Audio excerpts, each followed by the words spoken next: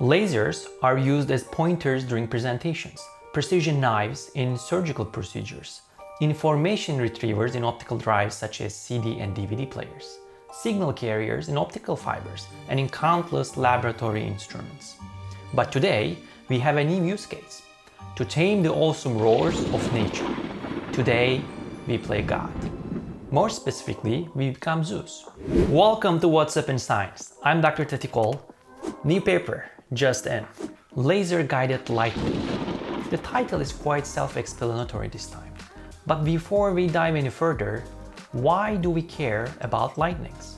Yes, they are dangerous, but is that even significant enough to warrant the expenditure of time and scientific resources? To put things in perspective, here is the number of deaths for the top causes in the world.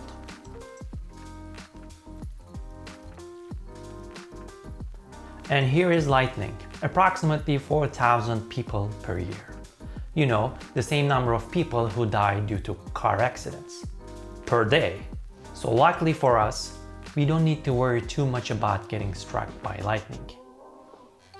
When you think about it, 11 people die by lightning every day. Sounds pretty high from this perspective. But of course, that's an illusion. Every day somebody wins the lottery. But the chances are you will never, ever win it yourself. Nevertheless, lightnings can cause significant damage to buildings, infrastructure, and aircrafts. The total annual damage of lightnings only in the US is estimated to be on the order of billions of dollars.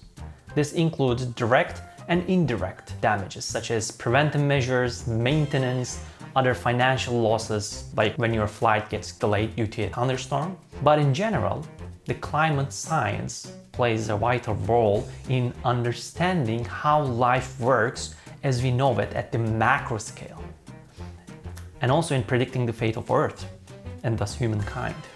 Is climate change real? Yes, it is. The real question is, there is no question about it. Back to the paper. The too long didn't read is that the scientists can point a laser into the sky and make the lightning follow its trajectory. The question is why? Why would lightning be attracted to another light ray?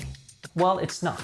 Why does lightning preferentially strike a lightning rod? Because it's made of metal like copper or aluminum, which are great electrical conductors. So the lightning chooses the path of least resistance, most likely.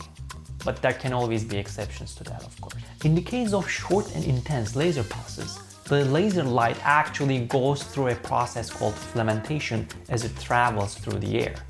Intense laser light increases the refractive index, the bending power of air in which it's traveling. So the air starts to act as if it was a focusing lens, and the laser beam starts to converge into itself, confining into a tighter and tighter spot. After a certain point, the intensity becomes just too high, more than 10,000 gigawatts per centimeter squared. And the air itself ionizes, knocking out electrons from oxygen and nitrogen molecules. In turn, these electrons reduce the refractive index and defocus the laser beam. We can indeed strike a fine balance between these two events such that the laser is able to travel very long distances.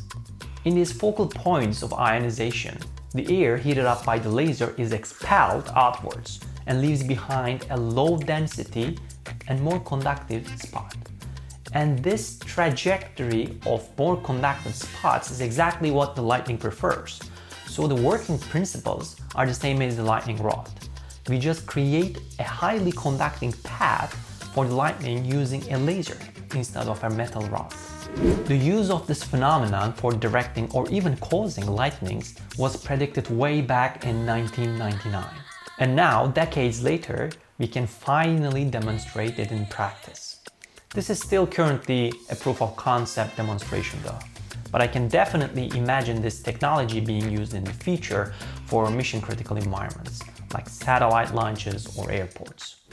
If you're wondering whether you would put yourself in danger by pointing a laser into the sky on a rainy day, probably not. You would still need a decently powerful laser for that. And chances are you don't have one if you're not one of the researchers in this study. As always, thanks for watching. Hit those subscribe and like buttons and see you on the next one.